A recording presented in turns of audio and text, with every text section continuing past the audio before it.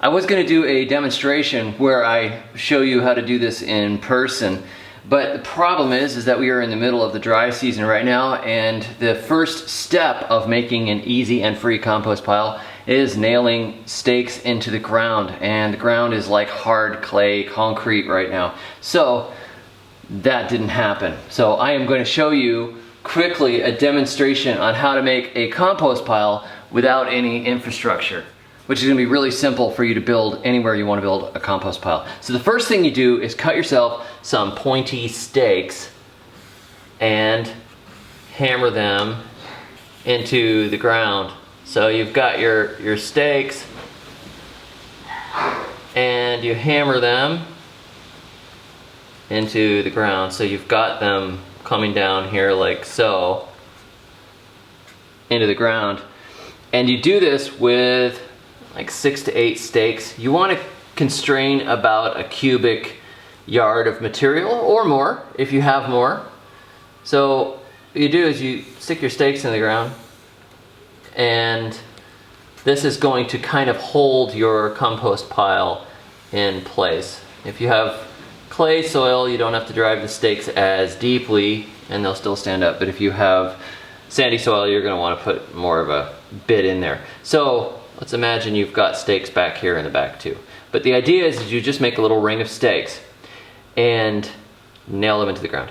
So the next thing you do is take vines or whatever you have. I use palm fronds here, but if you're up further north, you can use willow branches or vines or whatever you cut out of the woods. Don't use poison ivy vines. And then what I do is I kind of wrap it around and weave it through, so I'm making kind of a basket type of a thing going on.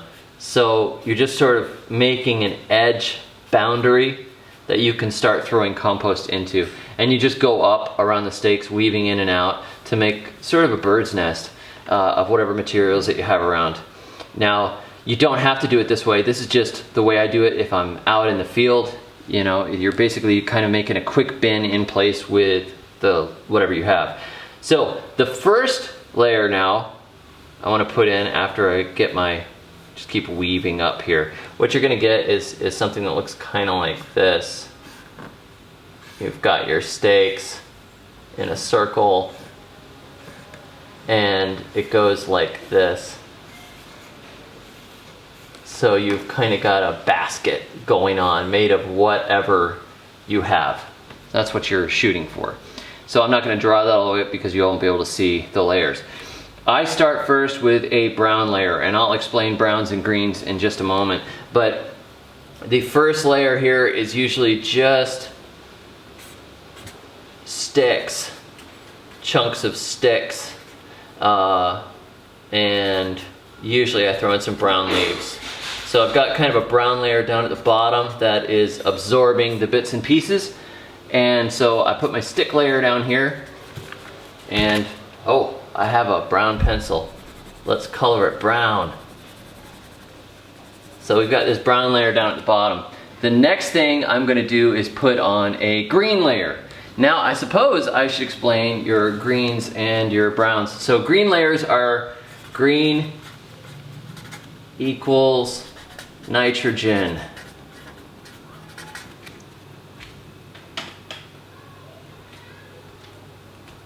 So that would be manure, grass clippings,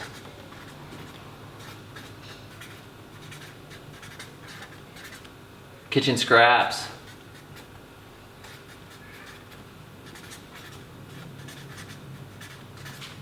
and I use seaweed all the time. If you get seaweed from the shore, that's a green layer. It rots really nicely and heats the pile up. Coffee grounds. Now, if you can get a lot of coffee grounds from somewhere, like a coffee shop, they're a really good green layer. They activate the compost pile well. And so it's just kind of sloppy, stinky stuff. It is usually higher in nitrogen. So there's our green. And now the other layers are brown, which equals carbon. The little bugs in the soil Nitrogen gives them the fuel to eat up the carbon, and the carbon is mostly what remains at the end. And so your carbon materials, things like brown leaves and paper, straw, cardboard. This is heavy on the carbon side of things, and it's like if you have dry grass or straw, those are your brown layers. So the sticks and brown leaves that we put in first, that's a brown layer. So the next thing you want to do is put on a green layer. So we've got a green layer coming in here. Let's say it's grass clippings. You mow the lawn, you bag it up. Then your next layer, you want another, let's do this, green, just in case you're colorblind. The next layer is going to be a brown layer again. Now you could do anything here. I mean, this could be shredded paper from the office. I've used shredded paper and coffee grounds together and made a great pile. So as you go, you're simply going up one layer after another in sort of a layer cake kind of a thing, and alternating.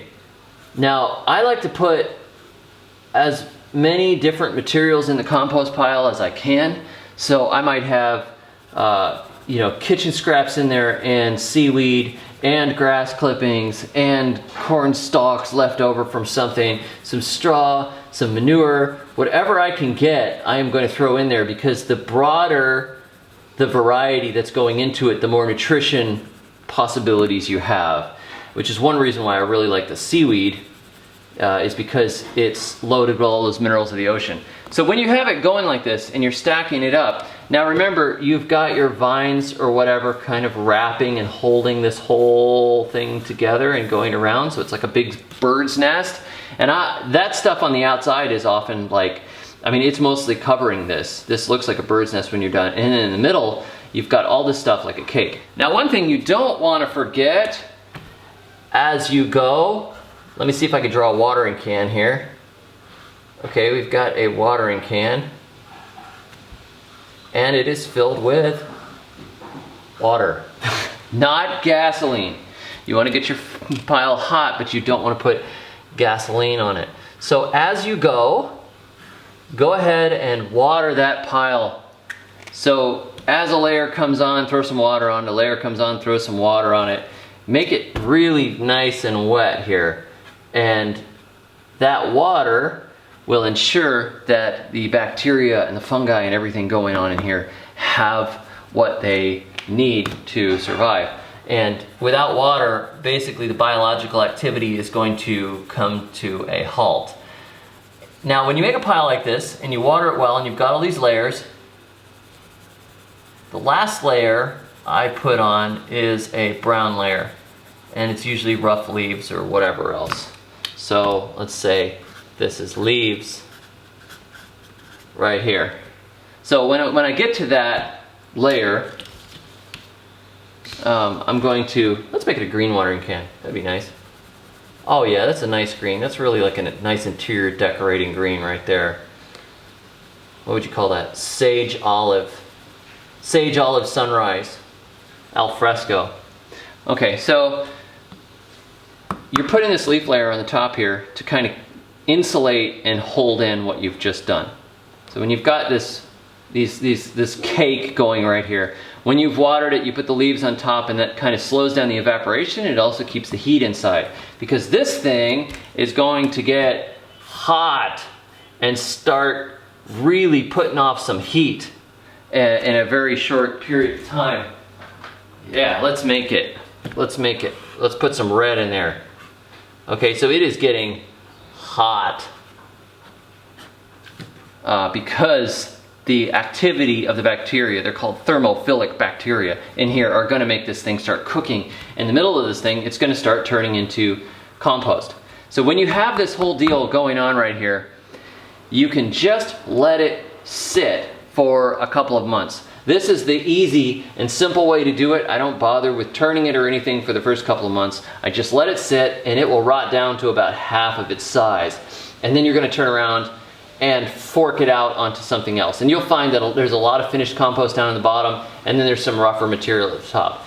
This is my kind of out in the field, I'm going to make a compost pile in a half an hour type of a method. This isn't your perfect bin system, this isn't a barrel system, this isn't any kind of anything really special, but you're not spending any money on it. And if you don't put these stakes in, you can just make a big pile of material and it will compost. The problem is, it tends to fall all over the place, and often dogs will get into it and the wind will blow it around, all that kind of stuff. So I like to put the stakes around it and kind of bind it together, and I will show you some photos of piles I've done like this so you can get an idea of what they look like in real life. So this is one of the methods that I have discovered is just a good simple way to do it. When you get to the end of that 8 weeks, you can just fork it out and take the compost that you want on the bottom, sift whatever you like, and fork the rest of it onto another pile. You can just put another ring of sticks and fork it in and let it sit until that breaks down into your perfect compost, and then you can sift it, and whatever's left just throw into the next compost pile that you make. One last thing about composting, the place where you compost, this ground right here, all this ground right here ends up with lots of good stuff in it coming down from inside the compost pile. So the ground actually starts to get better underneath the pile because of all the good material that's leaking and going down into the ground. So if you know you're going to garden on an area coming up, if you have a garden bed, say you got a 4x4 garden bed or 4x8 or whatever, you could enclose that garden bed and simply pile stuff on top of it. Or you could just make a pile on top of it and let it be a big messy mess. And then as it all rots, it's going to go right into the garden bed. So when you plant on it later, it's already got good stuff in the soil, all the worms, bacteria, other good stuff going on in here. And you can plant on top of it and it'll be rich and happy right away. And just scrape the top rough stuff off, whatever didn't compost, and throw it on the next garden bed that you're not using at the moment, or throw it in another compost pile, and you will have prepared the ground underneath. So if you have an opportunity to put a pile like this in a place that you're going to be planting later, you will also recapture this good stuff beneath the ground by putting plants on it later. And I have a lot on this composting in garden beds and simple composting in my book, Compost Everything, which you can check out.